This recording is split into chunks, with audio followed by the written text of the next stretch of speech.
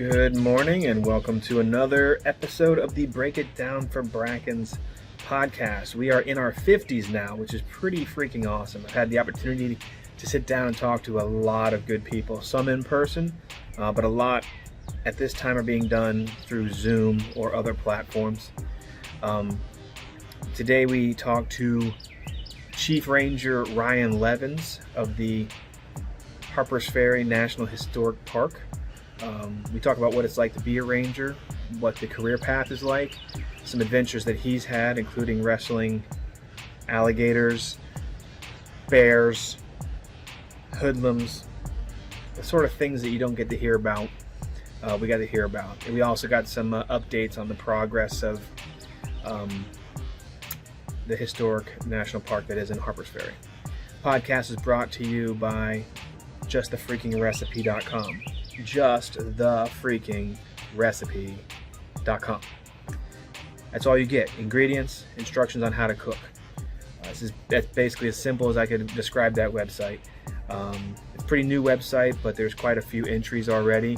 And I think there's an opportunity to upload your recipes if you want to. Justthefreakingrecipe.com. We're also brought to you by Brackens Painting, my painting company. They specialize in interior and exterior painting, both residential and commercial. During the COVID-19 crisis that we're dealing with right now, we are trying to focus only on exterior painting and exterior commercial and residential. We're focusing on exterior residential and both interior and exterior commercial projects, typically on a property that's closed due to the quarantine as well. You can find out more information about Brackens Painting at brackenspainting.com or check them out on Facebook. We're also brought to you by City National Bank. My banker is Melissa Knott in Jefferson County at their two branch locations, one in Ranson and one in Charlestown. Her plug will play at the end of the podcast. Let's see what Chief Ryan has to say.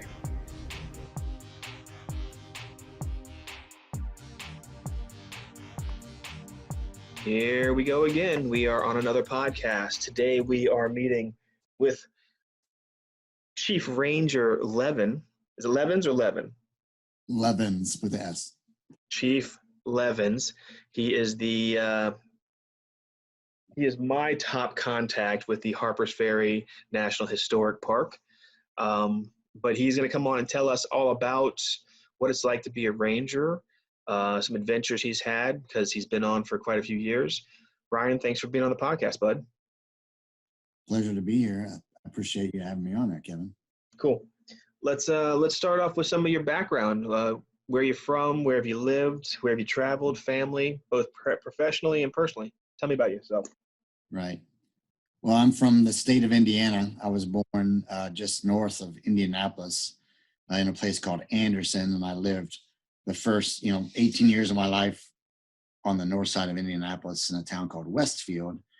And then when I came out to Shepherd College for my education, because Shepherd had a program. And so I'm sorry, what kind of program? The major was park administration. They do not offer the program anymore, but Shepherd has a lot of national park units close by, like the C&O Canal, Antietam National Battlefield, Harpers Ferry National Historical Park.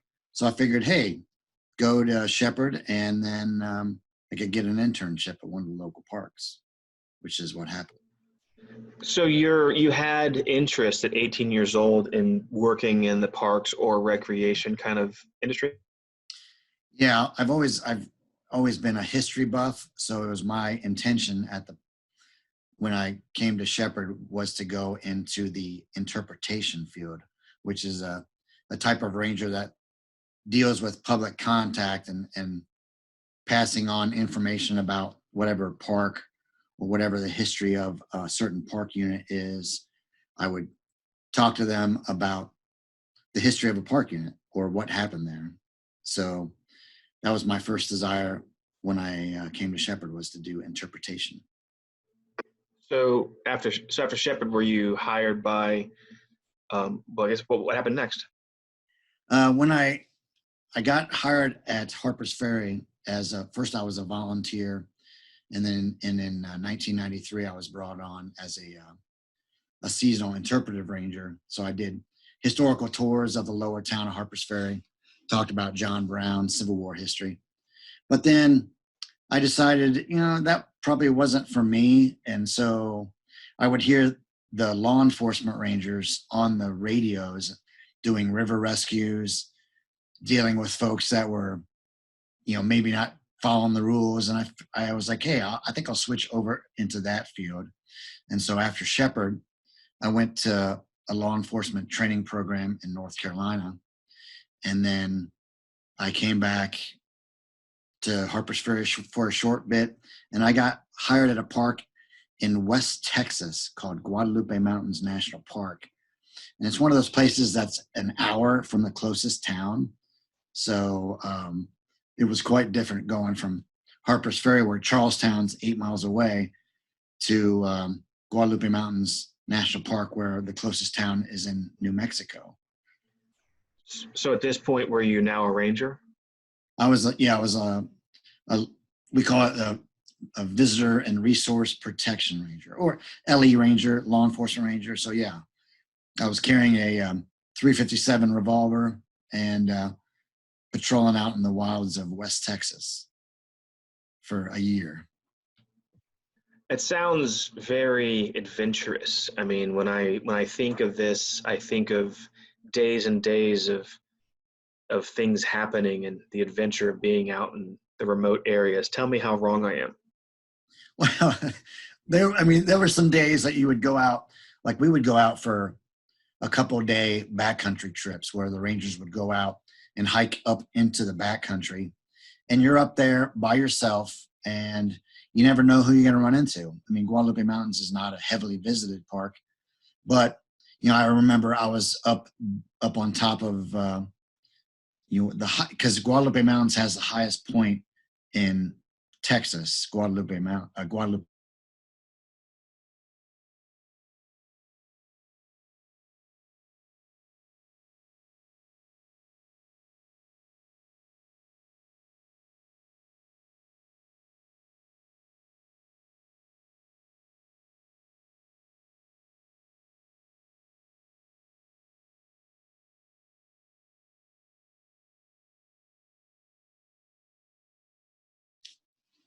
You there? Hold on. Let me see if I can get you again. Can you hear me now? Yeah, Can I got you. Now? All right, I Yeah. lost you when you were talking about the repeat. You said that the Guadalupe Mountains were the highest point, I assume, in Texas. Yeah. So that's where we froze up for some reason. So go ahead. All right. Yeah. So yeah, Guadalupe, the mountains, the highest point in Texas is Guadalupe Peak. It's at 8,749 feet. So we would go up there for a couple day backcountry hikes, and I'm up on this remote campground, and there's lightning strikes all around me. I'm sitting in my tent just praying to God that I don't get struck by lightning, because I didn't want the ranger. I wouldn't report in after a couple of days being out in the backcountry, and they'd come up and they'd find my charred body in this tent after being struck by lightning. So, but you never knew who you're going to run into if you're out in the backcountry doing a hike.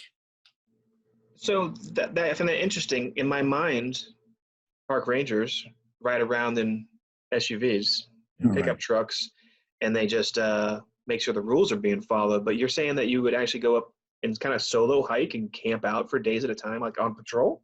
Yeah, you would. And you would go out. We had backcountry. You could be at the campgrounds, and you'd be out checking that, make sure that people are following their permits, camping where they're supposed to be. We also had a backcountry cabin where you could, spend a little bit.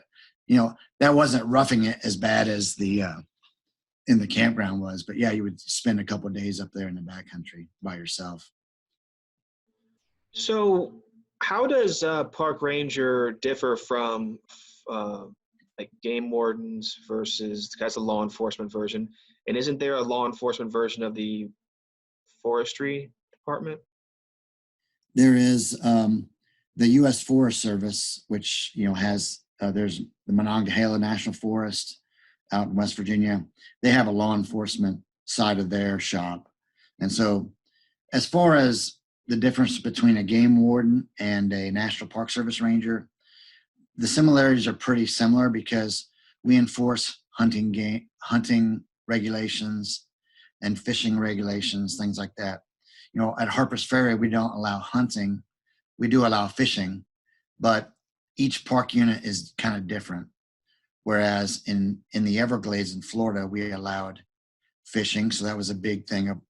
Part of my job was to go out and check fish and make sure people were catching the right size fish within the limit which they could keep. And I did that in Florida at another park called Big Cypress, where you would go out and check deer or check maybe squirrels, or various game that was being taken to make sure people were following the regulations, like a game warden would in West Virginia. So a game warden, though, they go on private property, or they're able to travel more, like they have a larger jurisdiction? Is that how it's different also? We can go on private property too. I mean, if we're investigating something that we believe took place on the national park, then certainly we can go investigate. We can go up and do a knock and talk on somebody's front door and try to learn a little bit more. But I guess as far as when it comes to national parks, we can enforce state regulations, but we can also enforce federal regulations. Whereas a state game warden is pretty much only just doing state regulations. That's good. That's a very good description. Florida, let's talk more about that. I guess before we focus on Florida, rattle off some of the other places that you've worked. I've worked at a place called Lake Mead National Recreation Area, which Lake Mead is a big recreation area right outside of Vegas. And so Hoover Dam backs up and makes Lake Mead. So I was basically stationed right around the Hoover Dam there. And I worked there for a year in 96, I think. And then after a year, I transferred to the St. Louis Arch, which is in downtown St. Louis, which is, the big arch right there, famous arch in St. Louis. I worked there for a year. And then I got my permanent government status at a place called Yosemite National Park, which, a few people have heard about. Hold on. Permanent government status. Because you sparked two questions before I even brought up permanent government status. When you go work at Lake Mead, which is the Hoover Dam, or Right. the Arch in St. Louis, are you staying in some sort of like barracks, or do you actually go buy a house or rent? How does that work? No, we didn't. Sometimes if you go to a park, they'll offer you park housing. When I worked at West Texas at Guadalupe Mountains, I was living in a park house. But in Nevada, they didn't have any housing available. So I had to go rent a house in a place called Boulder City, Nevada. And then in St. Louis, they didn't have any park housing. So I had to rent. At Yosemite, they had park housing. So I was able to get a place that was given to me by the government, and I paid rent for it. So somebody who was daydreaming about being a park ranger, what do you know you're only going to serve at a location for a year, or do you just have the opportunity to transfer and you decide to make the move? How does that, could you choose to stay at Fort Meade for a couple of years? Well, what they did when I got the job there at Lake Mead, they said, we can give you a 1 year appointment with the possibility of a second year. So it wasn't a permanent job. You knew that you couldn't go there and stay your whole career there. You just had maybe at the most a year plus another year. And that was the same way with St. Louis. When I got to Yosemite, it was a permanent job. So if I decided to stay my whole career at Yosemite National Park, I could do so, but I chose to move on. Is there a reason why they set it to be short-term tours? I think they just didn't, maybe the money was only so limited to a certain, that period of time that they had funding for, and they weren't going to go ahead and commit because it, as a season, as a just having that year job, they weren't paying my benefits, so it was a little bit cheaper for them not to pay the benefits. um so yeah, it was cheaper. Okay, so then you talk about benefits. Is that what you meant by permanent government position? Right.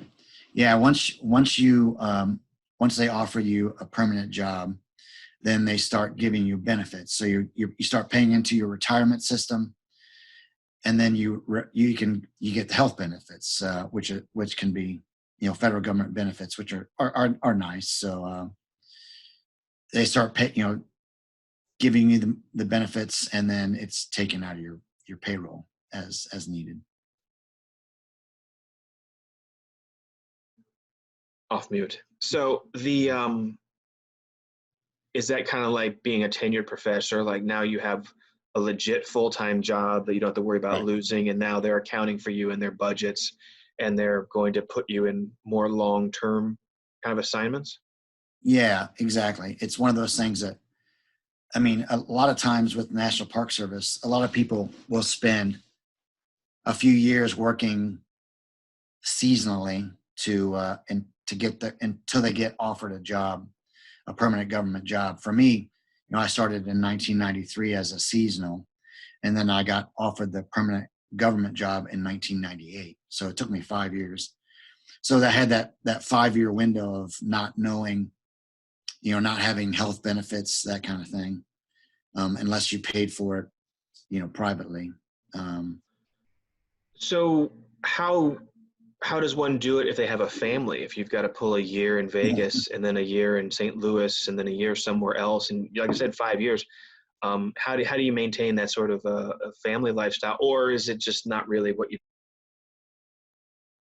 Yeah, I never had to worry about it when I was younger. I mean, I didn't have the family, um, so it's easy for me. But I think, sometimes maybe both parents would have to work, to make ends meet, or to have maybe the wife, or whoever the spouse was, they would get a better paying job, and they had a different profession that would bring in more money and could, help pay the bills.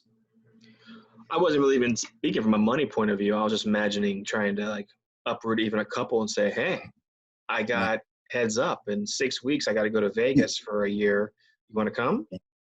Yeah, and it's tough because I've known, um, families in the Park Service where one of the husband might have been in Nevada and the wife was in Florida, and they were split up because of the job situation. So it could certainly strain a relationship, based on deciding to make the ranger business a career. Okay, so let's loop back. Tell me about what it was like in the Everglades. How long were you there, and what kind of job did you have? And Mm. tell me a cool story. Yeah, Everglades was cool because they offered me a job, and I worked at a place called, the Gulf Coast District. So you think of the Everglades and you think of the river of grass. We didn't have that. I was doing boat patrol. So every day, I mean, I had never operated a boat in the day of a day in my life. And they're like, okay, we're going to go and train you to operate a boat. I didn't know much about the fishing of South Florida. And so every day my job was to go out on a boat. So they trained me up to know the bays and rivers of South Florida. And I had 40 miles of the Gulf Coast on the outside, and then we had 40 miles of backcountry. So I mean, I had a great tan. It was good. And so, but it was kind of a learning experience because, I had to learn on the fly. And good thing I had good coworkers that were able to teach me that kind of stuff. So prior to Florida, was that when you were in St. Louis? Yes. Okay, from St. Louis to the Everglades, it's kind of amazing to imagine. Just, I mean, I assume you got a couple weeks notice. Like, okay, Everglades, full time job. This is gonna be awesome. You get down. Yeah, You said you got to learn how to drive a boat. You got to learn how to yeah, navigate your waters that you're responsible for, as well as probably waters outside of what you're responsible for. But yeah, then learn South Florida Gulf Coast and Everglades fishing patterns, yeah. and then how long were you in Florida? And it sounds like a really cool job. So tell me more. Yeah, I was in Florida. I got there in 90, let's see, hold on, I'm trying to remember now. 1999, because I was at Yosemite when I got offered the job in Florida, and it was a program with the Park Service called the National Park Service Intake Program. So they offered you, it was a it got you to a better pay grade. So it was a career opportunity. So I had no desire really to live in South Florida in the hot, humid, buggy mess of the Everglades, but I went there for a couple years, and I mean, it was a good experience. I really enjoyed it, and so it was nice. Even though I would come home smelling like a fish every day because I was, you know, grabbing people's fish and measuring them on a board on the back of my boat. It was a good experience. Well, Ryan, I mean, holy crap. So for a job, you got in a boat, a nice Yeah, boat, I imagine, that is you driving around by yourself or with a partner, yeah. and then you're just checking on fishers, people fishing and acting up. But really, this is how it's sounding to me. You spend a couple years driving a boat around the Everglades and the Gulf Coast. That sounds really awesome. It was good. It was good. I mean, I wasn't. I mean, I'm not a big fisherman. I had to learn how to talk fishing speak real good. I could drop into my good old boy fishing talk, and so it was something I really enjoyed for a couple years. And but yeah, it was a good experience because the Gulf Coast had a lot of it was very shallow water through there. So at high tide, you will have a certain amount of water, but then when the tide drops out, you might be looking at an oyster bar where you had 3 feet of water beforehand. So you really had to pay attention to what the water was doing because you might run aground real quick, when the tide changes. So what about gators? Oh, yeah. What about you mentioned in our pre-discussion, um, what were those Yes. boats? Airboats. Yeah. Yeah. I've worked in South Florida a couple of times. So I worked at a place called, Everglades National Park, which is 1.5 million acres. So 1.5 million acres of wild, crazy country. And then I worked at a place called Big Cypress National Preserve, which is just above the Everglades. And we allowed hunting there at the Big Cypress. And that's where a lot of times you would deal with. We had the Florida panther there, which was an endangered species that where people were, always looking to. I mean, you couldn't hunt them, but they were protected. And then you had a lot of alligators you had to deal with. And so we were talking about sometimes a rogue alligator would get into an area of where visitors were at. And so I remember one day they called in, "Hey, we got this alligator at the Oasis Visitor Center in the boardwalk area. Can you all come and move him out of there?" So this gator was probably, I don't know, 10 feet long or something like that. But it took a bunch of us. We had to bum rush this thing. A guy, somebody, some poor ranger jumped on the back and he duct taped its mouth shut. And then we ended up handcuffing this poor alligator. It's with its claws and arms behind its back, and then we had to move this alligator out of this visitor area, and move it to an area where it wasn't being a problem.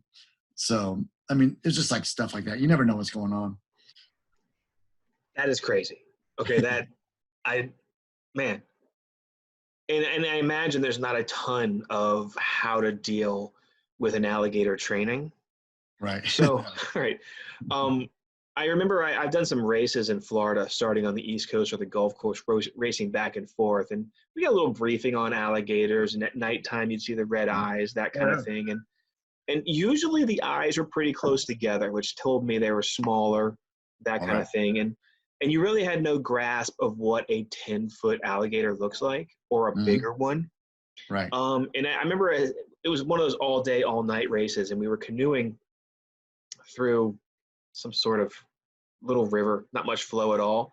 And we came around this bend, and there was this giant, what looked like albino alligator, but it was dead. Mhm. Oh, right. Yeah. It was bigger, its upper body was bigger than me. And the claws were like out here. That changed my entire perspective on canoeing in the same waters when they were literally almost the size of the canoe and their upper bodies were bigger than me. And you don't think of the perspective of that dinosaur swimming under a canoe that you're in. Yeah, those Um, things have been around for a long time. That's for sure. right. Um, so that's a cool story about Florida. Where else have you been that is paired up with some neat adventures? I think Yosemite National Park was a good place to where I've worked. Where it's one of those things that Yosemite is like one of those big. Everybody knows Yosemite of the waterfalls and the big cliffs, and that's where I guess the first time I felt like, hey, I've made it to like kind of the big show. It's like you made it to the majors, and so you're walking around Yosemite Valley, and you got the ranger flat hat on. You're walking to your shift briefing, and the visit. It's just kind of a cool feeling. And Yosemite was one of those places had its own jail, had its own court, um, had a lot of different things that we were having bears break into cars in Yosemite National Park because visitors were leaving food in their cars, and the park was saying, hey, if you're going to leave food in your don't leave food in your cars. We have these metal boxes you can put them in and secure them safely. And walking around Yosemite Valley in the at the night, and you'd hear this shattering of a windshield, and you're like, is that a car break in or is a bear breaking into a car?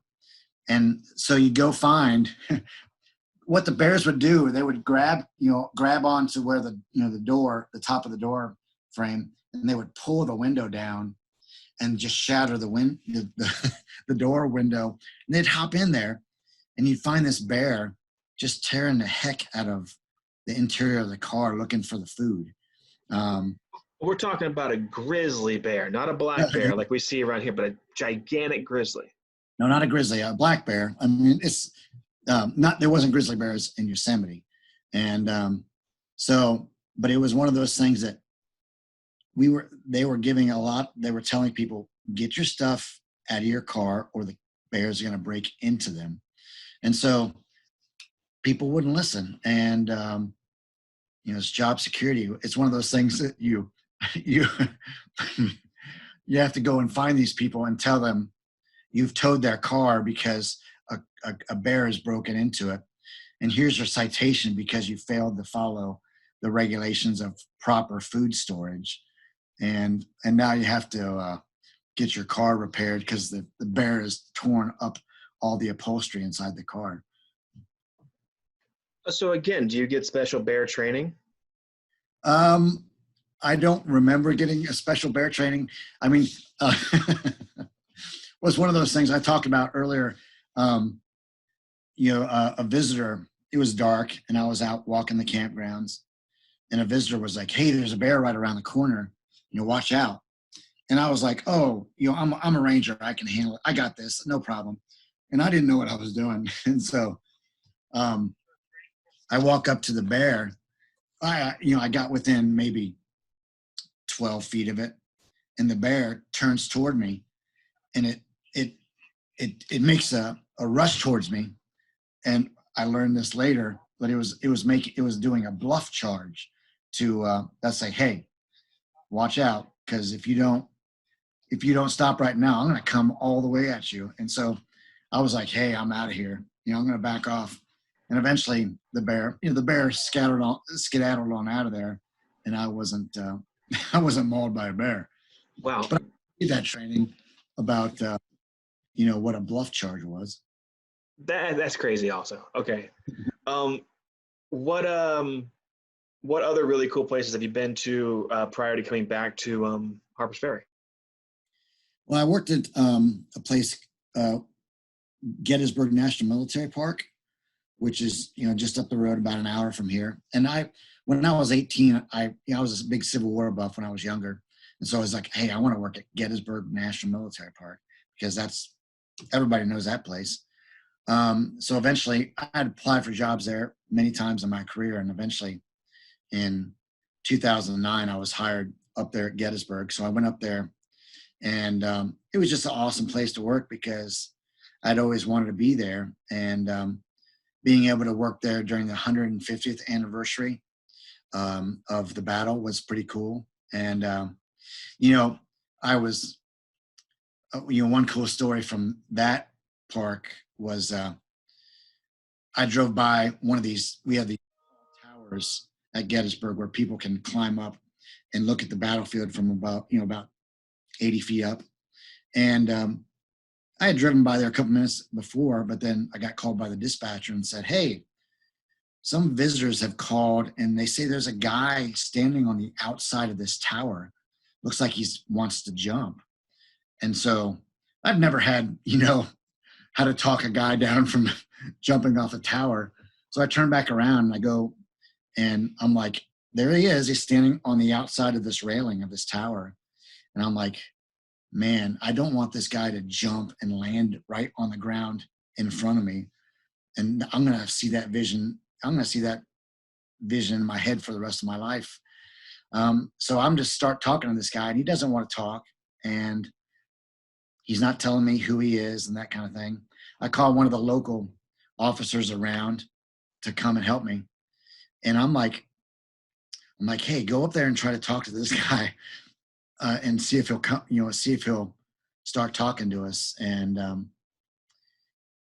the cop actually knew him from they start talking to each other, and he's not giving us information about what's going on.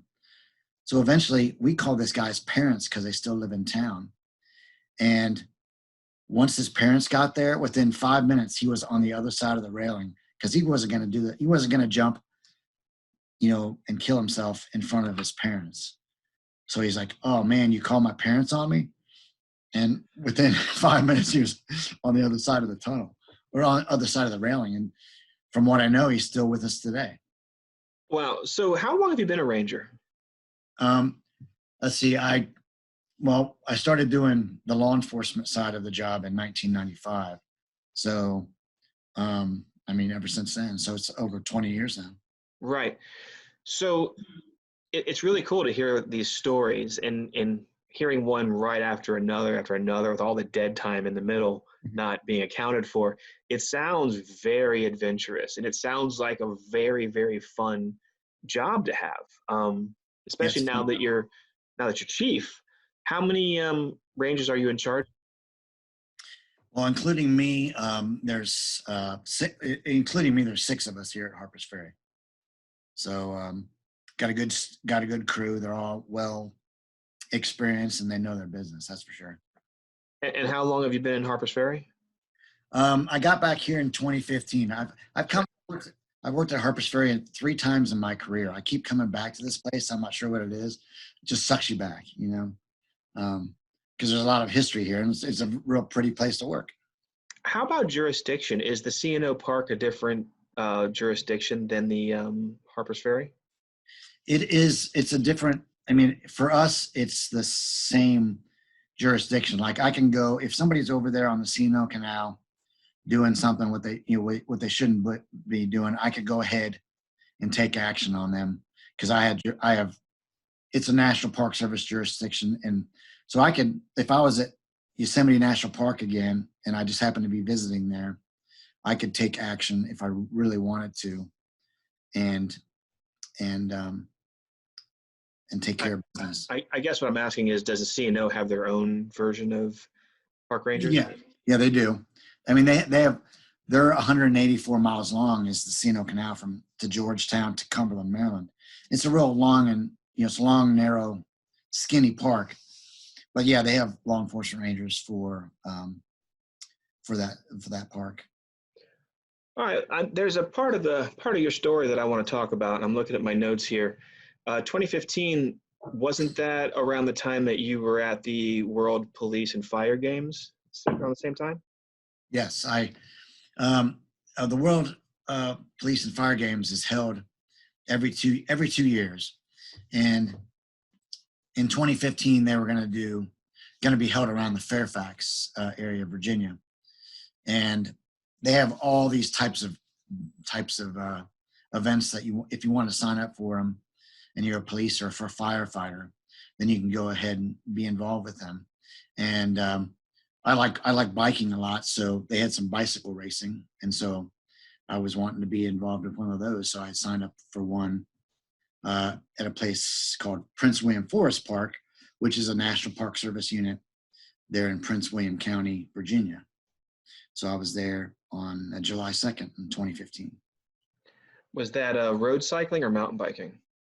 It was road cycling. Yeah, it was 35 miles is what the race distance was supposed to be. So we were going to do a 7-mile loop 5 times, if my math's right.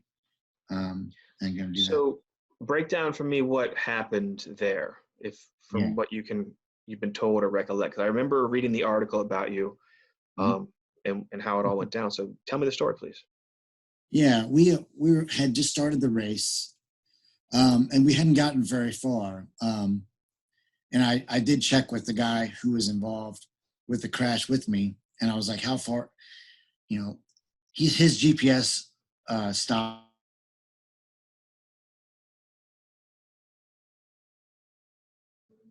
Hold on, Ryan. For some reason, I've lost you right during the juiciest part of this story. Hold on.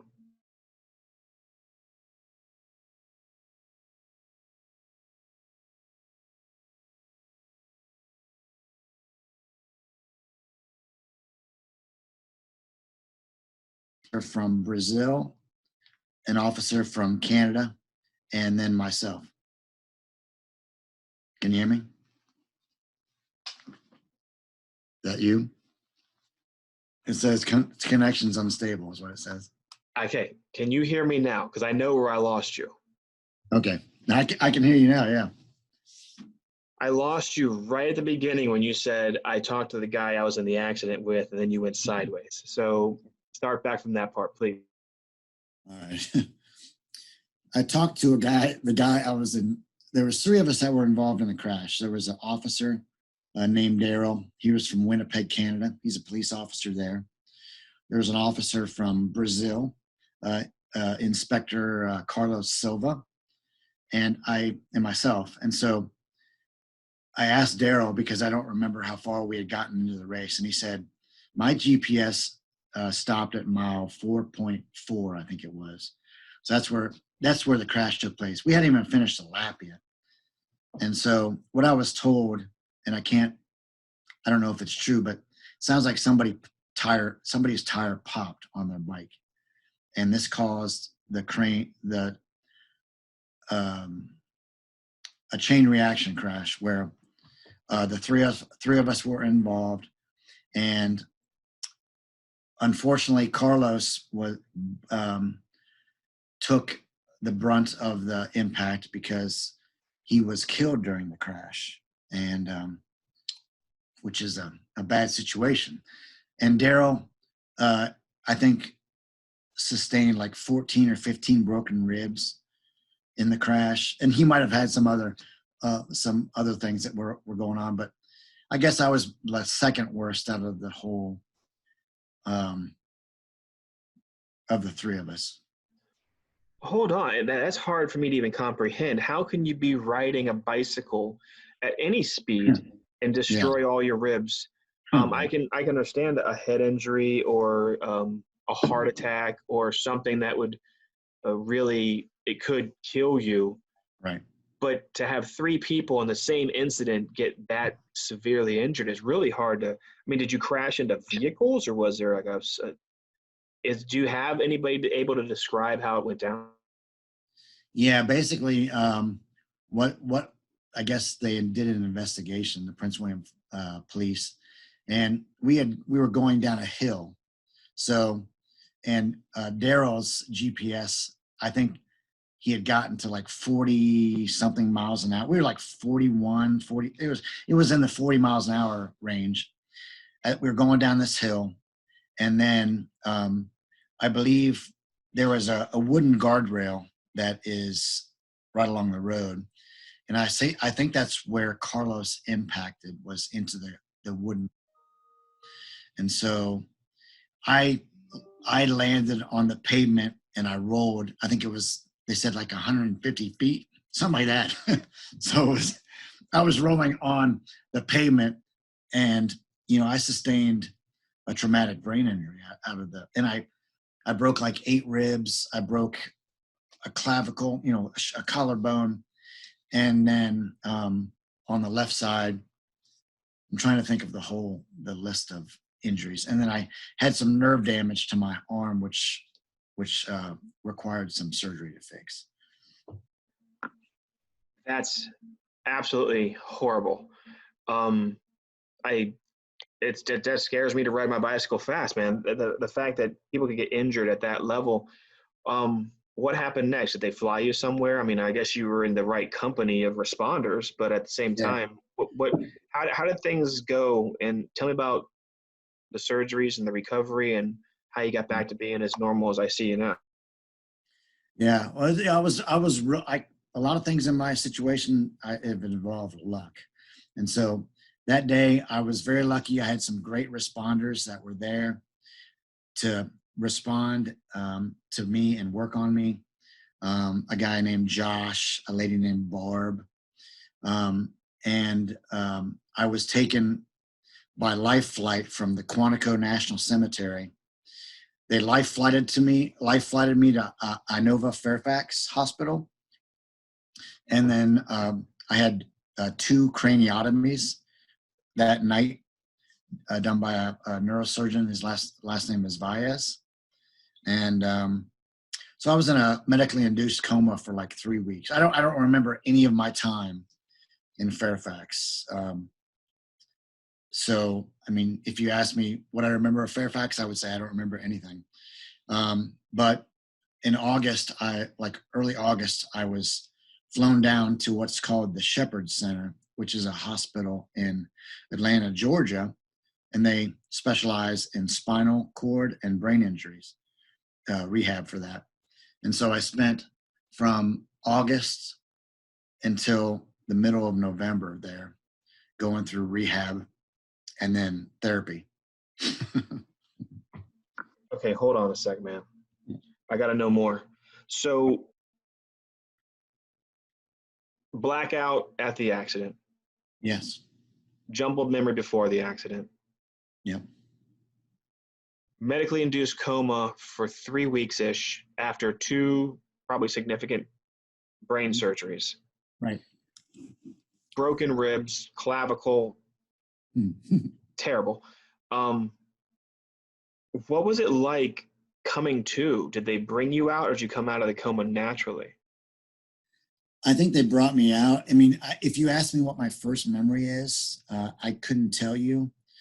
When I do remember, like, for some reason, I asked them, "Where am I?" Or like they said, "You're at the Shepherd Center," and so somehow I equated that I was in Shepherdstown, West Virginia. I was like, "There's no place called what am I doing in West Virginia?" I had no idea what was going on, and I mean, my brain was playing. I was having hallucinations. I couldn't tell you what my first clear memory was of the Shepherd Center, but Okay. So there's so much to dissect here. So waking up, just confusion, probably groggy, probably pain meds, that was happening, right? So they flew you in a coma from Inova to Atlanta. So it wasn't like you were already starting to get better. They kind of woke you up in Atlanta? Well, no, actually, I was awake. I mean, I have pictures of me on the flight. You know, my mom says that it's the most expensive flight you ever took, and you don't remember any of it. So, I mean, you see me in the plane, and I got my eyes open. I'm awake, but I have no memory of it. So, but it was tough, you know, and it was tough on my parents too because, you know, to think about, you know, they got a call because they are still in Indiana, and they're like, you need to get out here to Virginia as quickly as possible. Don't drive. You need to fly out here because he might not be around by the time you get here. So they had to fly out, and they ended up spending 18 months with me, you know, all through rehab. So the parents were great. Yeah, that's really amazing, Ryan. I mean, so I guess the next question I've got is how did the traumatic brain injury affect you? Was it Mm, language? Was it motor skills? Kind of right. describe that for me. Mm. Yeah, I mean, they it's a lot of different things. You know, I had to learn how to walk again. I mean, I had to go through all different types of physical therapy, occupational therapy, speech therapy. Certainly, the brain injury has affected, you know, in some ways, memory. I had to go through a lot of testing to get back and cleared to return to full duty because that was my goal was to say, hey, I want to do my job again and to be able to be medically cleared to do the law enforcement side of the job again. And so it took a long time to get to cleared for that. That's definitely an amazing story, and the fact that you're as normal as you are now after something that's so traumatic. I took some neuroscience classes in undergrad, Right. and the damages that could happen is you could have been so damaged that you didn't even understand English. You couldn't even understand words that were being spoken to you. So the fact Yeah. that you were able to get even into therapy and then able to speak the proper way again or to move efficiently again, that's a real miracle. It must have taken a lot of hard work. Yeah. I was in the Shepherd Center's um, inpatient program through the middle of September. And so that was like a month and a half going through therapy and stuff. And I was still in a wheelchair right as I got out of the Shepherd Center's uh, inpatient program. And I wasn't speaking very much. And I know that we would always laugh about it, but I was talking to my doctor, and I mean, I had had a seizure the day before, and so that seizure must have like unclogged my brain a little bit because I said, "Hey, doctor, what's my prognosis? You know, what's my prognosis?" And my parents were like, "What?" I mean, he hasn't said hardly anything, and now he's using the word like prognosis to ask his doctor, and so that kind of, I think the seizure kind of like jarred me awake a little bit, got me going. Holy crap, Ryan! I mean, that's an insane story. Um, well, and then obviously you're back to duty, so you had to go through all the certifications and figuring that stuff out again. Oh yeah, Um, is there a You said you wrote an article for what's it called? Love Your Brain. Is that yeah, something you kind of spreading the awareness of? yeah, yeah. There's a group called Love Your Brain, and they can just do loveyourbrain.com, and it was formed by a guy named Kevin Pierce, and he was this awesome snowboarder who was he was beating Shaun White back in the day. I mean, Shaun White's still around, but Kevin Pierce had a traumatic brain injury training for the Olympics. And so he was at the top of his game he was going to, possibly could have won the Olympics in 2009 or whenever the Olympics were going to be. I can't remember which one he was training for, but his journey to come back from brain injury was documented in a thing called the Crash Reel. It's a documentary, and he formed a group called Love Your Brain, and it's a brain injury awareness group, and they advocate things like healthy eating, yoga, exercise, things that, if you want to do as best you can to have a healthy comeback from brain injury, then you gotta be active and you gotta eat right. And you'll get into things like mindfulness, meditation, those kind of things. So I'm certainly someone who advocates for that kind of thing as being a survivor. And you saw benefits from doing yoga and meditation. Oh, yeah. And I never even thought of that. Like, what are, in my mind, either the brain's working or it's not working. And if it's not quite working, you just got to kind of sit and wait. But what I guess what you're saying and what this website's saying is that if you were applying these positive aspects of recovery additionally, it makes you that much, I guess, it works more efficiently. Yeah, it does. Yoga was good because I suck at yoga still these days, but it's one of those things that it settled the brain down. It made you focus on your breathing. You got the yoga instructor talking to you and say, hey, breathe in, hold it, breathe out, those kind of things while you're doing your movements. I'm not a very good meditator, but it's one of those things. One of the byproducts of brain injuries is anxiety. So getting yourself to calm down and kind of be more aware of what's going on in the present is something that somebody who has a brain injury can work on. Wow, that's great. I seriously, I love this podcast because I learned so many things. I really do. Two more topics I want to discuss. One is, what's it like to get the call that a train accident has happened in your tiny town? Yeah, it's one of those things that we got the call. It was I think it was a text like something like 4:00 in the morning. Hey, there's a train derailment in Harpers Ferry. Part of the footbridge has been I'm worried about. Luckily, it was 3, something in the morning. It wasn't 3:45 in the afternoon on a busy Saturday where people are walking along the footbridge, crossing over the river into Maryland. So, and I was worried about hazardous materials. Were there hazardous materials on that train? And luckily, there were not. The byproduct of the train derailment was now we have no way to get across the bridge from West Virginia over into Maryland until we can get it reconstructed. So just a little bit of background, because people outside this region will be listening to the podcast, I assume.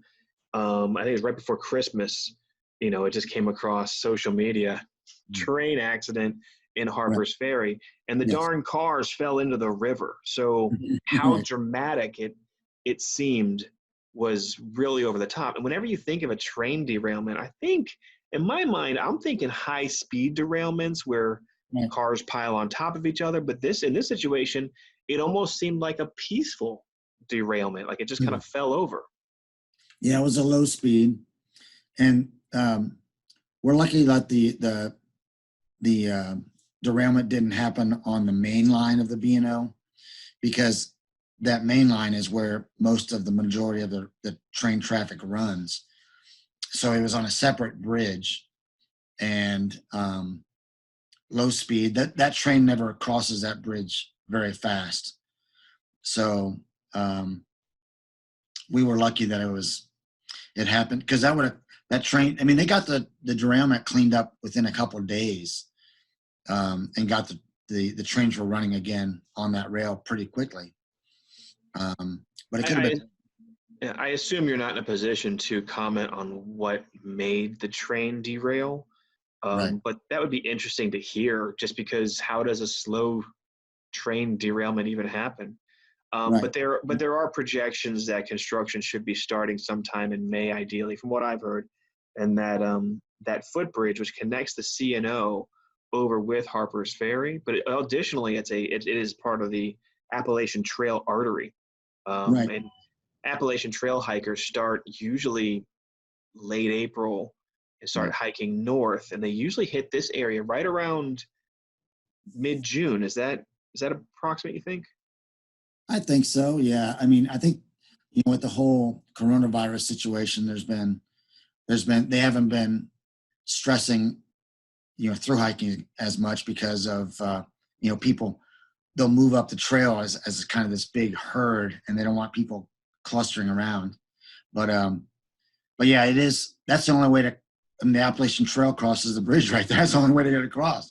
Um, so yeah. Uh, I remember on my Appalachian Trail attempt, which was just a pilgrimage of self-discovery. I remember one of the realizations I had was that I was literally homeless. I I was living out of a backpack, and I didn't like feeling or acting like a vagrant sitting outside on the bench at a grocery store. First of all, who does that?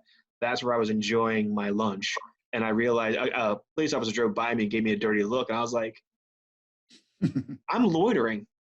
But I was just kind of thinking, I was like, I don't see how quarantine or government regulations are really going to have a massive effect on a large group of vagrants that are literally nomadic traveling through the wilderness. right. I imagine it won't be as big as it usually is year in and year out, but Right. but still, that is a challenge to have that bridge up and running in time. Otherwise, I guess you got to just divert and go across. What you have to do is, yeah, what you have to do is you're going to have to rely, I mean, either on what they call trail angels, where somebody could give you a lift over to, because all you're doing is missing a very small section of the Appalachian Trail. So what you can do is either walk over, which is a dangerous walk along Highway 340, which I wouldn't suggest, but hopefully rely on some nice stranger to take you over to the Sino Canal, and then you can walk, because the walk to where the footbridge comes down, and then you can continue your journey on the Appalachian Trail. So you're just missing a couple hundred yards of the Appalachian Trail. That would be Yeah, place on the that's true, but they oddly become some people, some these purists of purists, yeah, yeah, which they want to that's hit fine. everybody. Yeah. Yeah.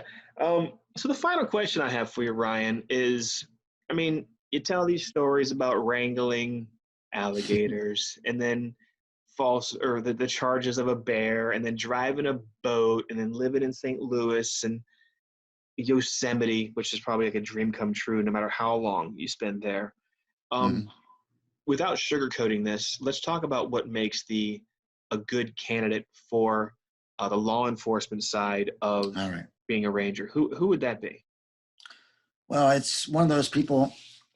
You certainly got to be one of those people that doesn't mind telling people not to do things. You got to have a good, strong conviction about, say, hey, you got to believe in the job that you're doing. And so, I could be a regular police officer, but I probably wouldn't be as good at being a regular police officer as I would a ranger, because I believe in the parks I'm trying to protect. And I don't mind telling people not to do things, and being able to take appropriate action when I need to, because there's certainly a lot of times you tell people not to do things and then they tell you to buzz off, and they just keep doing it. You got to be able to have the strength or the conviction to say, hey, you're gonna stop. It's one of those, you got to have the right demeanor to do the job. Everybody has certainly seen videos of the cops that think they're super cop, and they have that cop attitude. They're jaded, but you have to have a good level attitude, a level head, um, and I would say a positive outlook on things to Well, be a good ranger. my uneducated vision of what it is. It seems like you're a cop who's regulating people's good times, and it's probably not as routine as a normal sheriff's deputy or a town cop, because they're seeing the same sort of things, same sort of people committing the same sort of crimes. And I'm not saying it's routine, but I'm saying you can expect to see a certain amount of these different things, whereas you're kind of an officer of adventure, and people are getting into environments, whether it's rafting or caves or hiking or mountain biking. You have almost a specialized version of accidents or law enforcement. Would you agree with that? Well, in some ways, it's like you're the no fun police sometimes, because you're raining on their fun times. But we certainly have regulations in place to protect our park resources, and overuse can lead to resource damage. I mean, it's tough sometimes because you're having to tell people not to do something that they think is fun, but the regulations in place for a reason, and you're raining on their parade. But if I'm working in a parking garage in St. Louis and somebody's urinating in the garage, and I don't want to sit in there and smell the urine baking in the warm summer heat. I mean, come on, guys, But it's one of those things. You got to have there are a lot of things that we deal with that are minor in situations, but a lot of the same crime that's happening out there in the real world is happening in parks as well. We're getting the same type of things. I imagine it depends on the kind of the personality of each park and the way they're located. Yeah. Could Yeah. drum up, like you said, you had to learn fish, you had to learn hunting, and then you got to learn what's going on in West Texas, which is right. Was it West Texas or East Texas? Oh, West Texas. Not much going on there. So what kind of education would somebody pursue if they wanted to get into park rangering? I mean, rangers have all types of different. I've met rangers of all types. I mean, certainly, a college education is nice to have, but it's not essential. There's people that have all types of degrees and are rangers. I've met people that have law degrees, have history degrees, business degrees, all these different types. I mean, there's no set thing that says, hey, if you want to be a ranger, you have to have a degree in law enforcement or criminal justice. But yeah, and even the military is a good way to go too. Being a vet. Okay, so how about this? Are there any myths that you could tell me that you could dispel, like being a park ranger is this and not that? Or how could we discourage somebody who thinks it's one way to, hey, well, maybe it's not for me? Right. Well, I mean, I would say that, a park job is not a guarantee. It's not a guarantee, because it takes some time sometimes to get picked up by the federal government as a ranger. I mean, it took me 5 years to get on permanently with the government, but that's a short time. If you ask the rangers, like a certain amount of rangers, like how long did it take you to get your permanent job as a ranger, that answer might be 7 years. So it takes a little bit of a struggle. So you have to be dedicated to want to get into the job. And it's got to be somebody that's flexible and wants to move around. I was willing to move all around the country to get a government job, to get experience, and that eventually moving from West Virginia to West Texas to Nevada to Missouri to Yosemite was, that was being flexible. If I remember correctly, when I was talking to the recruitment department when I was in college, because they came to like a job fair or something like that, it's pretty tight on the finances in the beginning. Is that true? Yeah, things have changed over the years. I went back and I found a pay stub from like 1993 when I was a GS3 ranger, and I was making my annual salary was supposed to be $15,000 a year. But I mean, the pay has gotten better over the years. Rangers used to make a joke that we got paid in sunsets, and you can't you can't live on sunsets. But the pay has gotten better over the years. Oh, yeah, and I was going to allude to that. I haven't heard it put that way, but really it's an opportunity to work in nature. And if you love nature and you love being in the parks, I mean, to some extent, you're patrolling something that you probably just really love and respect. I had a similar experience when I was studying recreation and sports administration.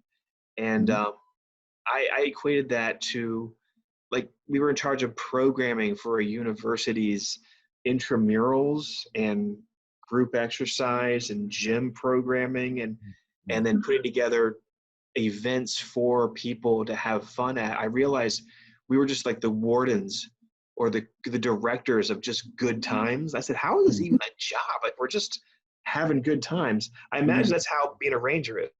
Yeah, exactly. There's certainly some days you're like, if I'm out on an airboat in the Everglades and I'm, it's like I'm in this river of grass and running an airboat, I'm like, or I'm flying in a helicopter in the Everglades, in South Florida. I'm like, I'm getting paid to do this stuff. It's just not too bad. So there are days like that, but there's certainly days when you're like, man, this sucks. It's not a fun part of the job, and you have your good days and bad days. So, but you are spending your whole day in a park. It's not like, then again, you're sitting in an office right now. But to some extent, that's who it's probably for. It's for people who really love the outdoors. Probably the same thing when it comes to game warden and similar paths like that. Yeah, I mean, there's certainly different types of rangers. I mean, my wife is she's more on the natural side. She knows more about the plants and the trees, and hey, is that an edible plant? Whereas I'm like, I don't know that stuff. Ask me the history story, I can do that. So there's every different type of ranger out there. That's for sure. And so yeah, it's the options there's lots of different options. Well, that's cool. Well, I hope that this is shared with other people who might be listening, a little bit of perspective about the Harpers Ferry and what you do, and a little bit about, the Chief Ranger in Harpers Ferry. But I appreciate you educating me on things I wasn't totally clear on. And it does seem very, very awesome to be a ranger. I know you're like, and people who are rangers be like, what? There's so much sitting in the front seat of a vehicle, you know what I'm saying? Like, there could be all these other things that we're not making sound as glamorous, but I think it's a really cool path you've been on, and I can see why you would commit a career to it for real. Well, yeah, certainly if you want to take the effort to get into it. I mean, certainly it has its good days and bad days, and you have to deal with the government bureaucracy sometimes, but I mean, all in all, it's been a good career. Well, is there anything else you wanted to share? Anything you think I missed or didn't bring up? I'm trying to think. I can't think of anything. I'm just thinking of, if we saw you walking down the street of Harpers Ferry, it might be one of those things that, hey, what's that guy doing? Yeah, you did send me a photo of a suspect vehicle in your jurisdiction, and it happened to be my painting truck, which I found very, very funny. Very funny. Well, all right, Ryan. Well, thanks for being on the podcast. I appreciate you taking the time. Well, I appreciate the invite, and it's been a pleasure to talk with you, Kevin. Awesome. Thank you very much. This podcast is brought to you by City National Bank in Ransom, West Virginia. I am Melissa Knott and manage both of our Jefferson County locations. Our Charlestown location is located on George Street in Charlestown, and the Ransom location is located in the Potomac Marketplace Shopping Center. City National Bank is a full-service community bank that provides an array of financial services. We offer a range of free checking accounts and savings products for both consumer and business customers. City National Bank offers competitive low-rate and low-cost lending products for both business and personal needs. Come and talk to me or one of my team members and get products and services that are tailored to fit your schedule and help you to achieve your financial goals. I can be reached at both the Ranson and Charlestown locations.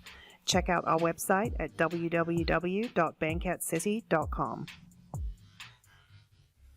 Today's intro song is called Mean in a Good Way. It's written and performed by Peter Clark off of his album Peter Clark After Dark. Peter describes this song as being the best song to learn hula hooping to. Peter is an avid hooper and recently started a hula hoop repair business. If you ever need hula hoop repair, consider contacting Peter. You can reach him on SoundCloud. Just search Peter Clark After Dark.